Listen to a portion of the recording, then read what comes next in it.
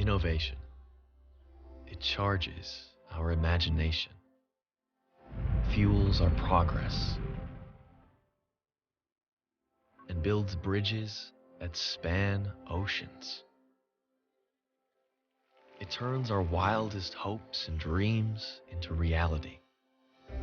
It powers our movement, creates new worlds to explore, and gives birth to new jobs and new industries.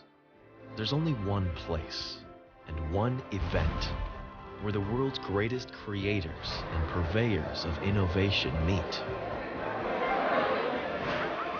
This is where ordinary comes to die,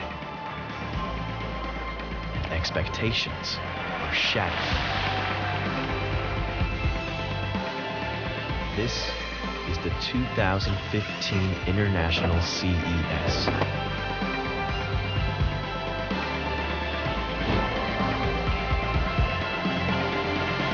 Innovation is here.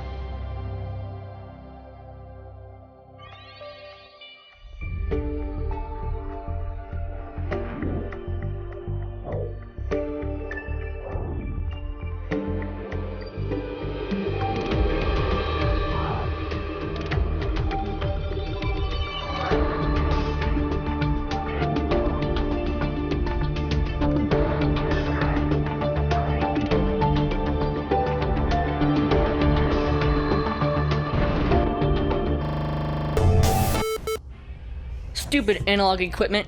Even toasters have Bluetooth, and I am expected to turn plastic knobs. Here we go. Ready for pickup. Are you sure you want to send him out there to those things? Sure, why not? They're human. Maybe they look harmless, but they barely have any access to their own OS. Come on, what could go wrong? Everything? Have you ever seen a human reading a manual? No. Because they don't. They walk around like, hey, look at me, I'm a human. I'm so smart. Don't tell me what to do. We put exabytes of knowledge right at their fingertips, and what do they do with it? What? They Tinder, swipe left, swipe right. They're chickens. They're easily distracted and tired. Those nerds are so desperate. But humans invent a lot of great things. Oh yeah? Like what? Sweet cinnamon pumpkin shower gel.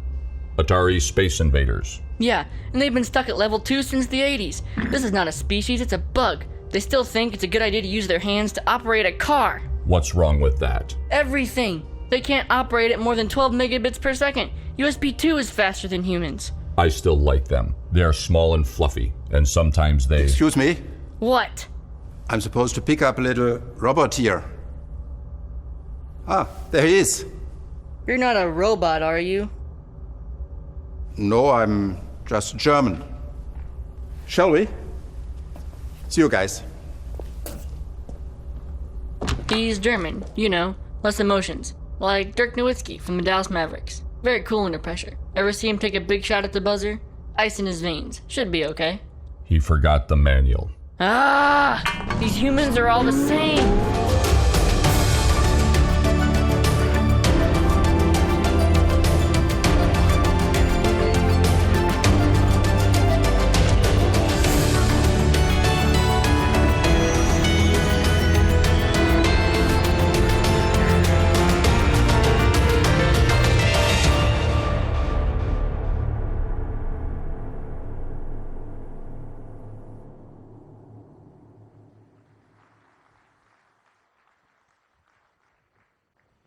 Hi, guy.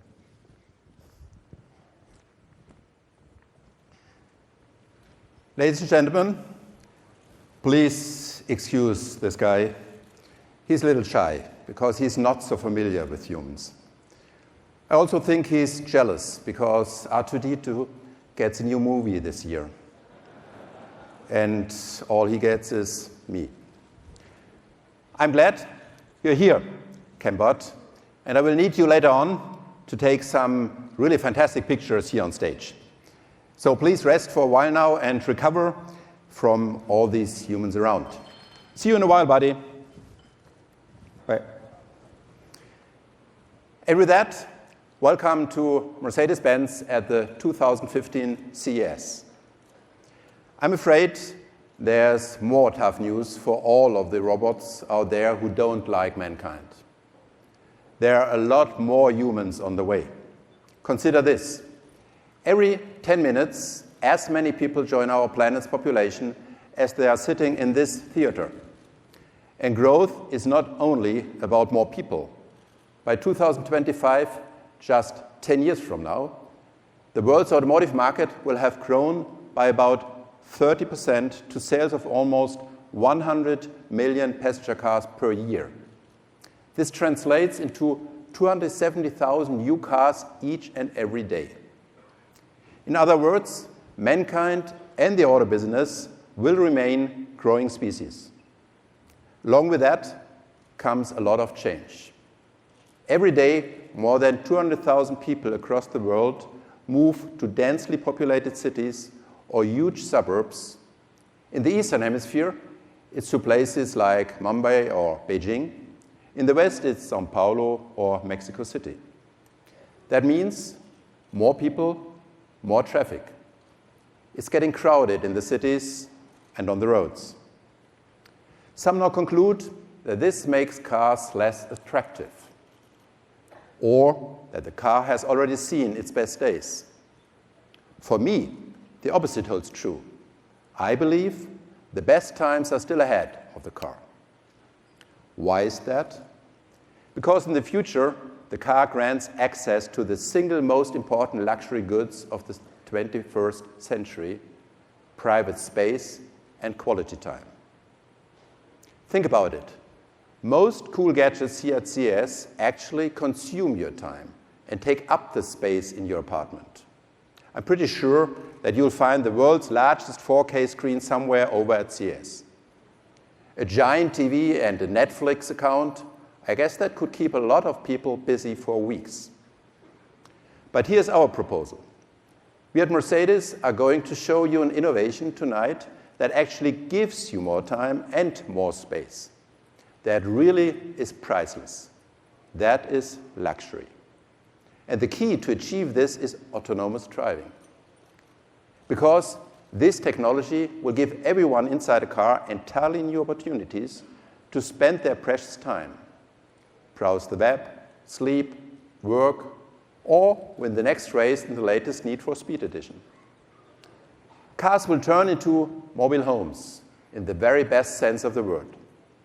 They will be exclusive cocoons on wheels that enable people to do exactly what they want or need to do.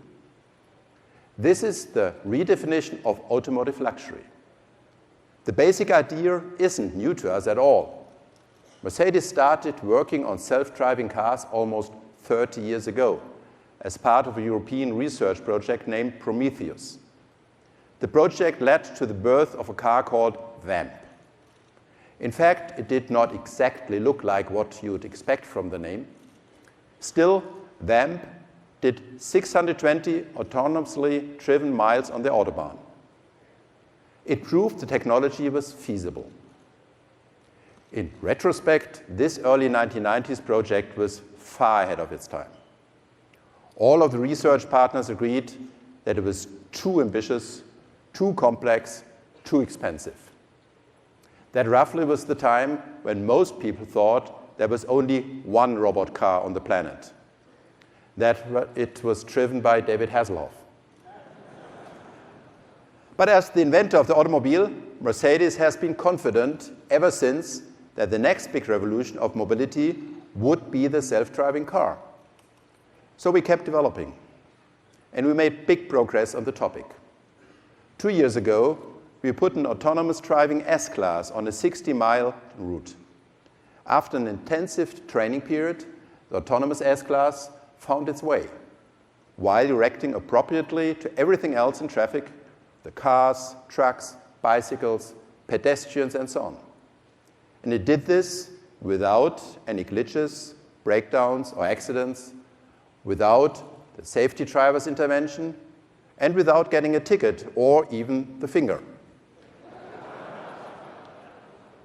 We were the first automotive company to drive autonomously on urban public roads and in heavy city traffic. With this S-Class, we did prove that autonomous driving is possible. And we're also thinking beyond the passenger car. We have to, as we are the world's largest manufacturer of heavy-duty trucks.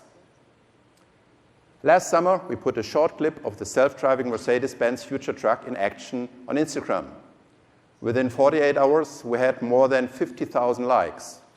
In the truck world, that's a lot. Take a look.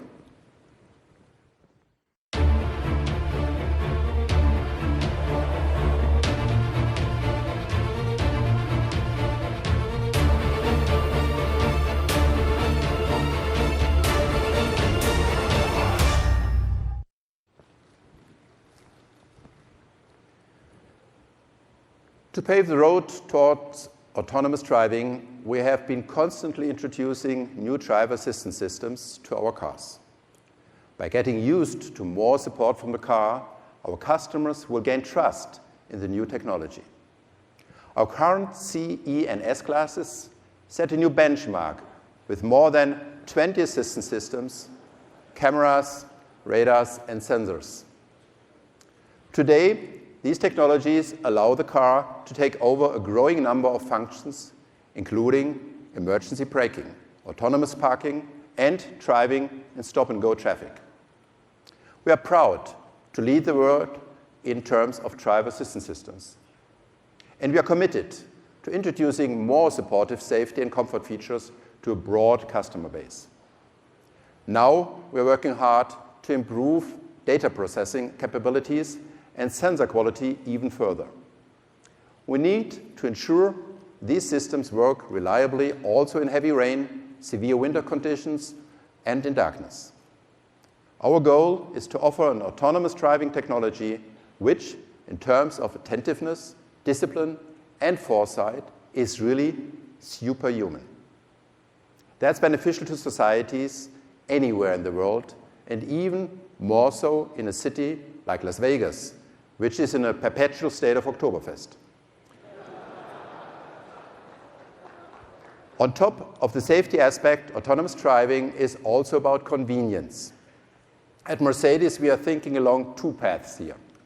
First, we see huge potential for autonomous car-to-go vehicles being shared. Just imagine ordering your next ride with your smartphone and one of our car-to-go cars picks you up autonomously. Today, Car2Go has 1 million customers and is the world's largest car-sharing provider. We believe car sharing can achieve for autonomous driving what it is doing for electric cars, increase the adoption rate. Still, to enjoy the full package of all the benefits, people will want to possess self-driving cars as their private and individual retreat on the road. To make sure they can as soon as possible, we need to get from technically feasible to commercially viable. We are confident that Mercedes will shortly be able to make this a business case. However, while the development of the pure technology of self-driving cars continues to move ahead, there are still a great number of open questions to address. For example, how do we make sure that customer data is safe with these vehicles? How are we going to deal with legal implications that are yet unclear? Whom are we going to hold responsible in the unlikely event that an autonomous driving car crashes? Or how should the car decide on ethical aspects if an accident is really unavoidable, when the only choice is a collision with a small car or a large truck, driving into a ditch or into a wall, or risk sideswiping the mother with the stroller or the 80-year-old grandpa? These are only some areas in need of discussions and solutions. For that reason, it is good that we are not alone in this race anymore. We were in front of the first movers in this field, and we still are. But these open questions are industry issues, and we have to solve them in a joint effort.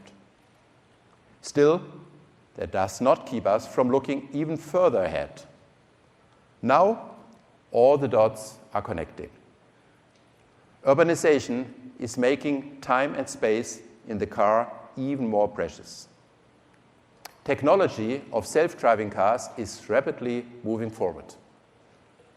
And Customers gain trust based on their positive experience with assistance systems.